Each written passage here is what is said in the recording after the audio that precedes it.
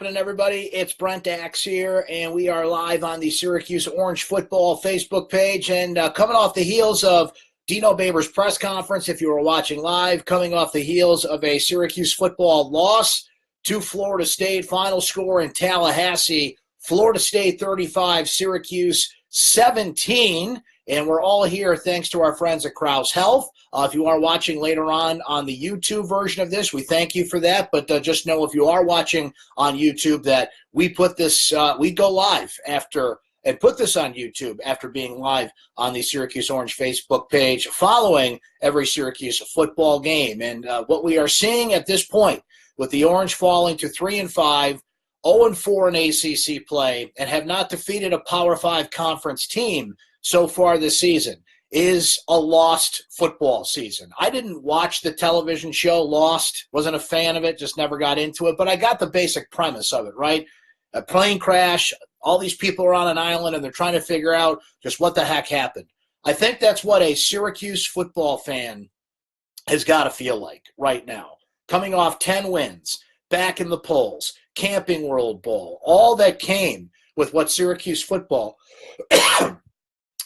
did a year ago. And then everybody's looking around saying, what the heck happened here?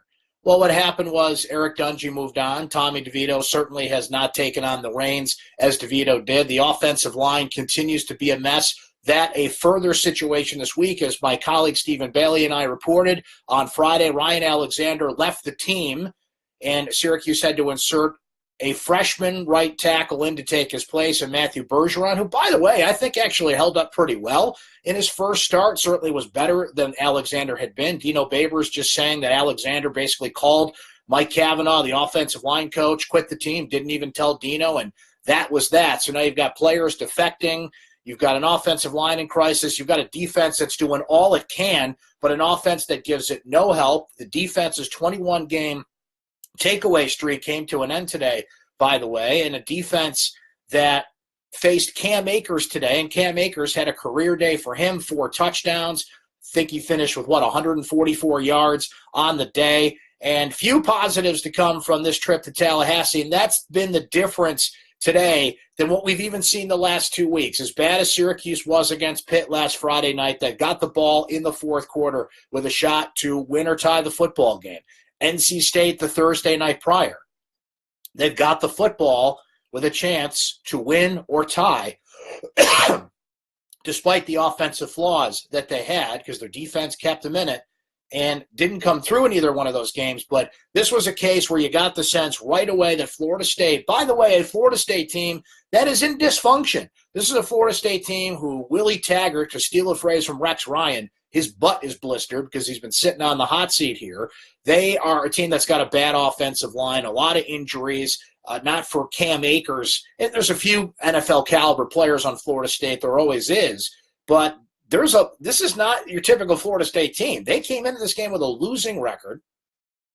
Crowd wasn't even nearly, halfway full at Doak Walker Stadium in Tallahassee. And certainly, just go back to last year.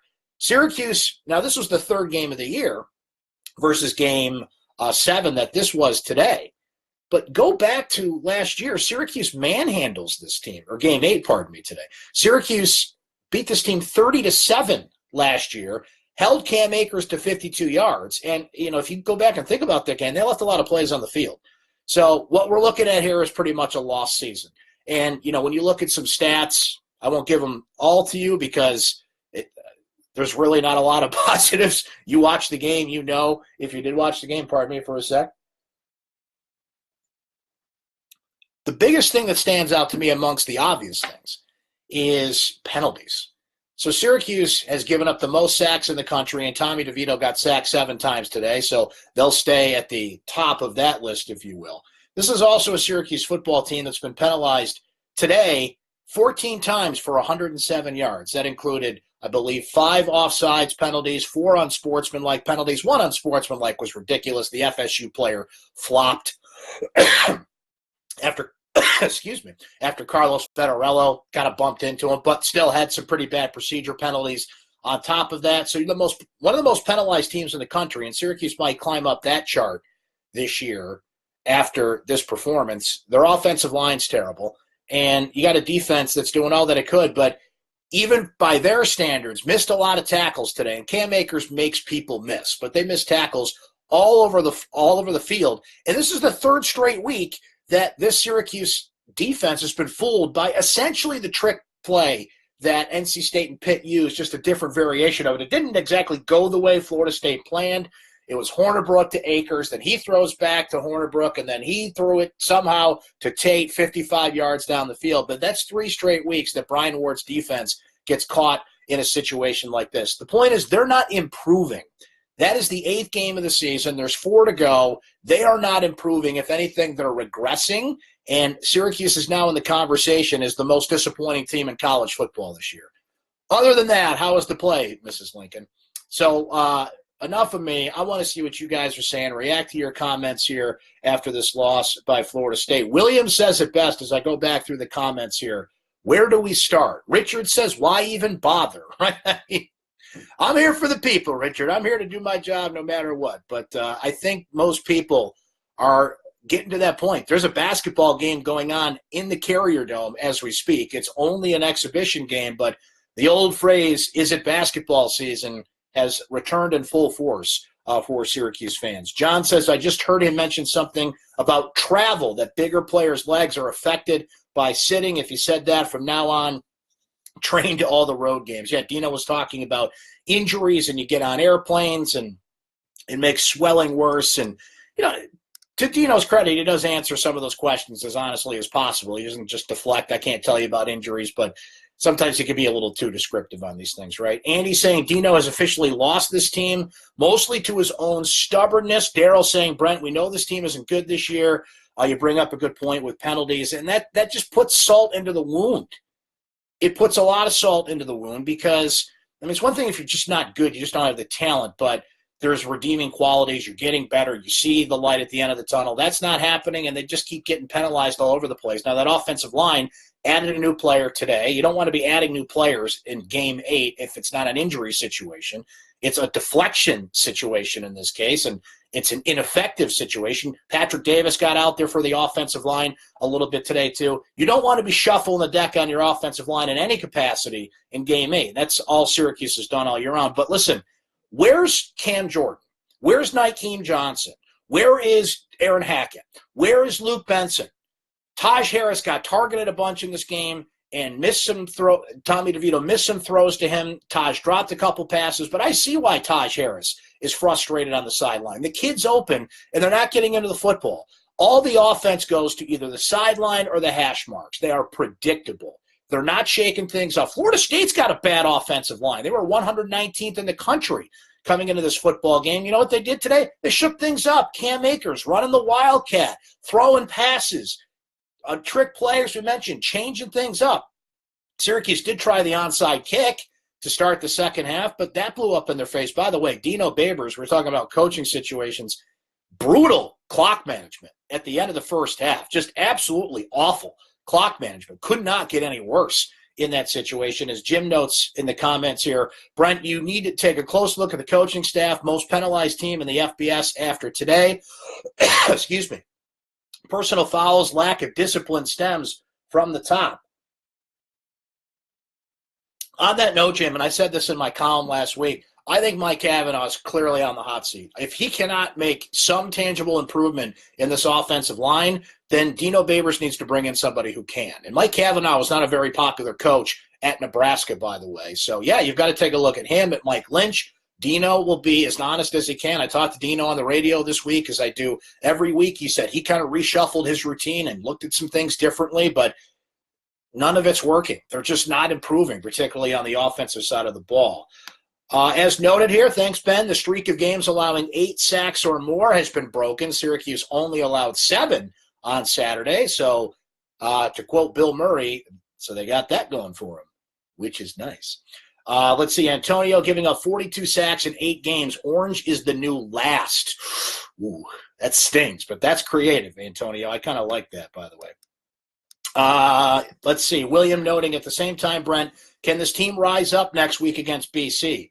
Listen, so here's what you got left on the schedule. You got Boston College at the Dome, and Boston College is A.J. Dillon and the Pips. I mean, that is all A.J. Dillon all the time. They run that dude into the ground. I didn't see – I'll look it up while we're talking about it here. I did not see what Boston College did today, but their quarterback, Anthony Brown, went down. They've had some injury situations throughout the year, so if you want to use the word beatable, I guess I'd put Boston College in that category. Then Syracuse gets what at this point would be another badly needed bye week. And then you get Duke, and then you get Louisville, and you get Wake Forest to finish out the year. So let's take a look at the ACC scoreboard. Boston College is in progress as we speak, as we're doing this live chat. They're playing Clemson tonight, so, I don't really give them much of a shot in that game. So we'll get Syracuse off of a Boston College matchup with Clemson. I don't want to say loss here on the chat and have them win that game, but that's who they're facing today. And that's a team that I thought a week ago Syracuse could beat. But after watching this game, to be honest with you, all bets are off. It is entirely possible, and I don't say this lightly. I don't like to speak in hyperbole unless I really believe it. It is entirely possible this team doesn't win another game, that they're going to go from 10-3 to 3-9. That is in play. Because tell me how they're going to beat any of these teams left on their schedule, Boston College included, who – is struggling by their standards and is all A.J. Dillon all the time. But you saw what Cam Akers did today, right? Why can't Boston College win the exact same way that Florida State did with Cam Akers today? Jermaine saying, and I bet the Giants lose tomorrow too. Hey, man, at least my Bills are doing well this year. So far, cross your fingers. Big one against Philly on Sunday. Rob saying, Axe, hope you're feeling better. I am. Thank you, Rob. Appreciate that. Still got a little bit of a cough, but feeling much better this week. They should be back in a bowl game this year. Hopefully it will be enough to save Taggart's job and ensure what could be a great future for the Seminoles.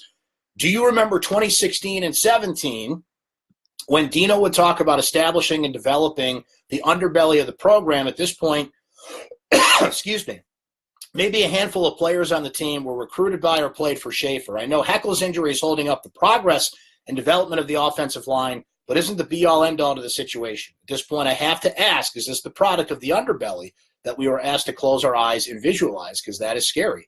I mean, you're right. This is Dino's team now. These are all his players for the most part.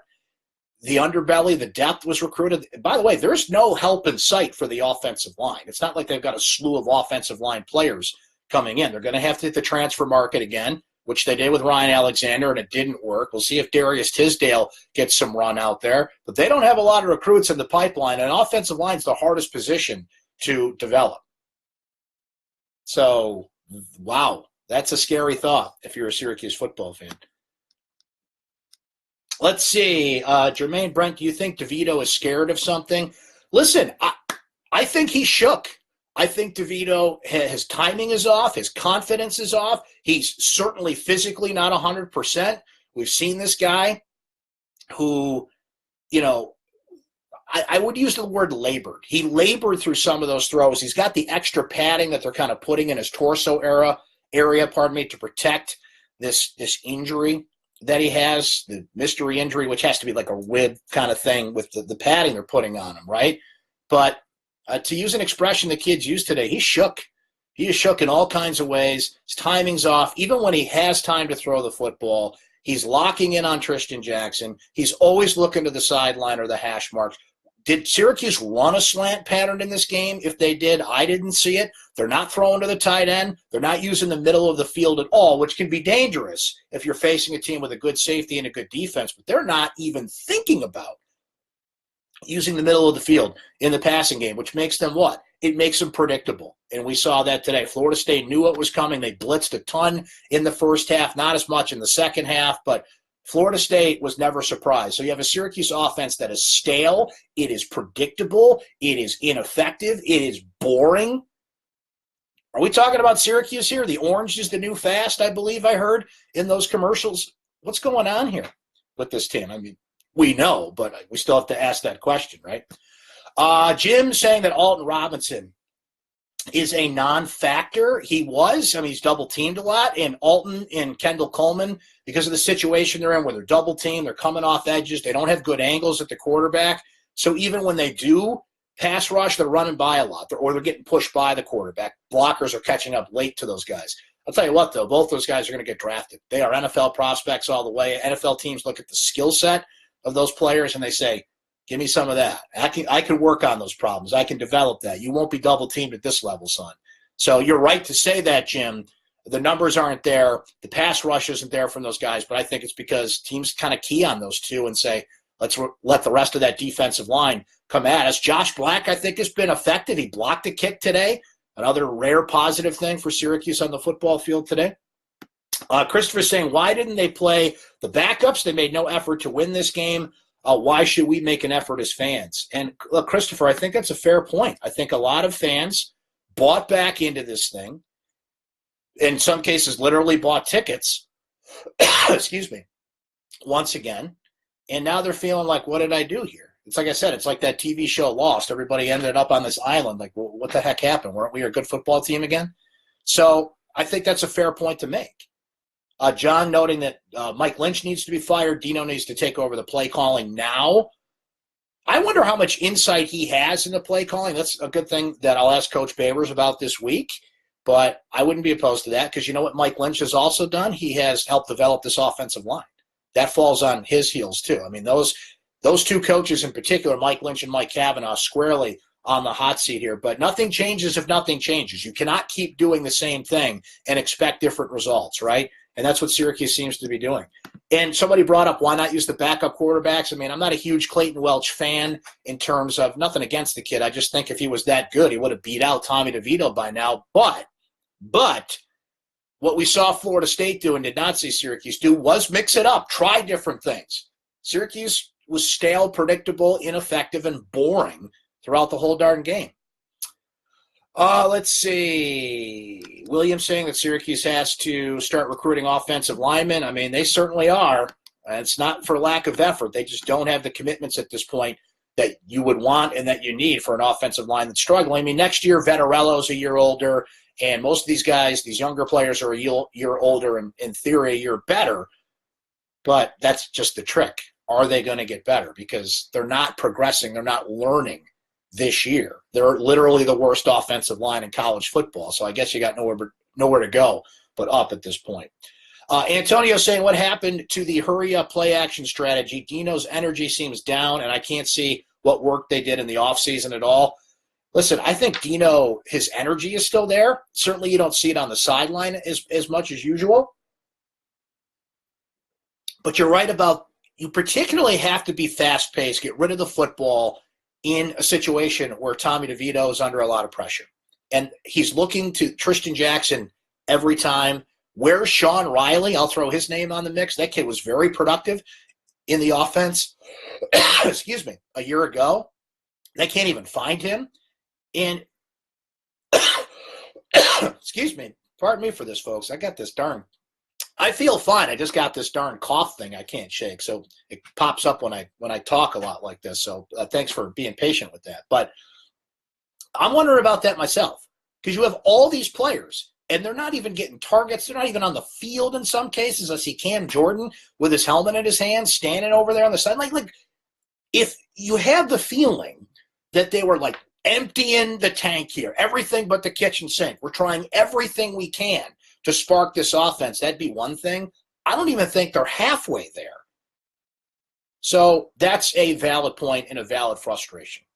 I know you're limited by what you can do because your offensive line is struggling, but I think fans are rightfully frustrated about what are you even trying to get this thing going. I mean, the running game did get going a little bit in the second half, but they also had 100 yards in penalties. And I think FSU, let off the gas pedal a little bit in the second half as well. It's kind of hard to read how good Mo Neal was. Abdul Adams had some good runs. I mean, they were a lot better than they had been. 192 yards on the day, I believe. Let me just double check myself there. Yeah, 192 rushing yards on the day. I mean, good for you. But by the time they really kicked it into gear, Florida State had a 32-point lead. Donna saying, Coach not doing it. Even heard he's interviewing elsewhere, plus his TV career advertising. Donna, the TV stuff has nothing to do with this. This is one of the most ridiculous narratives that's taken hold with the fan base. Dino films those commercials in the summer when nothing's going on. So That has nothing to do with it. It's not taking away any time, any preparation. There's certain periods of the year he can't even be with his team. He can't coach players, right? Those quiet periods and those dead periods. So it's not the commercials. That's just stop with that. I have no patience for that. Let's see. A couple more, and then we'll shut it down for tonight and let you guys go off and enjoy your Saturday nights here and your weekends upcoming. Weird to be back here on a Saturday, right? We had a bye week, a Thursday night game, a Friday night game. Syracuse plays Boston College next Saturday. It's a noon game, by the way, and then they're off again. So, boy, all these weekends free in the fall. I'm not used to this. Let's see. We'll end on Jermaine's note saying that as far as Florida State, if they keep this up, they'll be bowl eligible in no time, but they've got to keep it up. I'm not even sure Florida State can keep that up, by the way. I mean, they got Miami next week. They beat Syracuse today, but they've got their own issues there. Trust me. Alex Hornibrook wasn't really impressed with that guy today. He made some throws against Syracuse, was obviously effective enough, but it was the Cam Akers show all the way. All right, couple of plugs. First of all, I hope you can read my recap on syracuse.com on Sunday morning. All of our great coverage from Stephen Bailey, Nate Mink, our great photographer, Dennis Nett, and the crew. The Syracuse Football Podcast, take a listen to that. Stephen Bailey and Julian Wiggum. And if you subscribe on Apple, iTunes, or Stitcher, or Spotify, wherever you get your podcast, just find the Syracuse Football Podcast with Stephen Bailey and Julian Wiggum. They do a post-game one, which will be up tomorrow, and a midweek podcast, which usually ends up coming out on Wednesday.